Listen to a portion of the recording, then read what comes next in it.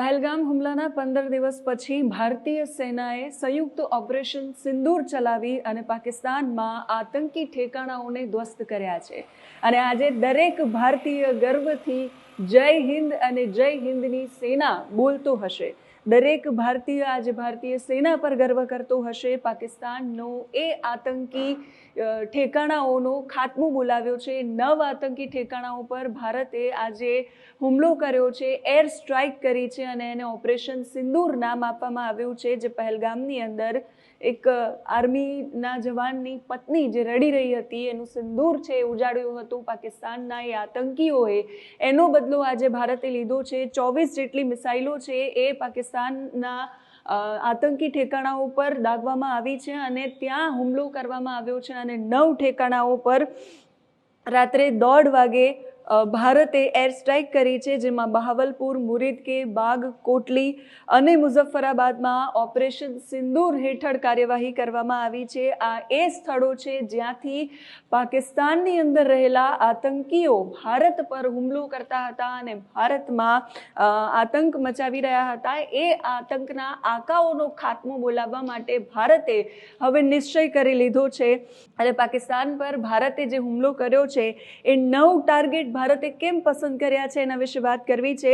બહાવલપુર છે જે ઇન્ટરનેશનલ બોર્ડરની પાસે 100 કિલોમીટર દૂર છે, એ જૈશે મોહમ્મદનું હેડક્વાર્ટર છે. ત્યાં ભારતે હુમલો કર્યો છે, જ્યાંથી આતંકના આકાઓ પ્રશિક્ષણ લઈને આવતા હતા અને એ ભારત પર હુમલો કરતા હતા, ભારતમાં આતંક મચાવતા હતા અને નિર્દોષ લોકોને ટાર્ગેટ બનાવતા હતા. એ જૈશે મોહમ્મદના હેડક્વાર્ટર પર ભારતે બહાવલપુરમાં હુમલો કર્યો. ત્યાં મિસાઇલ દાગી છે. મુરીદ કે જે સાંબાથી 30 કિલોમીટર દૂર છે, ત્યાં લશ્કરે તૈબાનો કેમ્પ છે.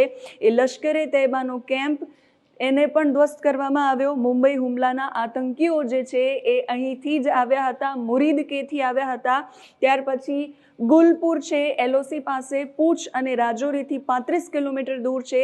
20 એપ્રિલે 2023માં પૂંછ અને 24 જૂન 2024માં તીર્થયાત્રીઓની બસ પર જે હુમલો થયો એ ગુલપુરથી થયો હતો. એટલે ભારતે એ ઠેકાણાને પણ નિશાન બનાવ્યું છે.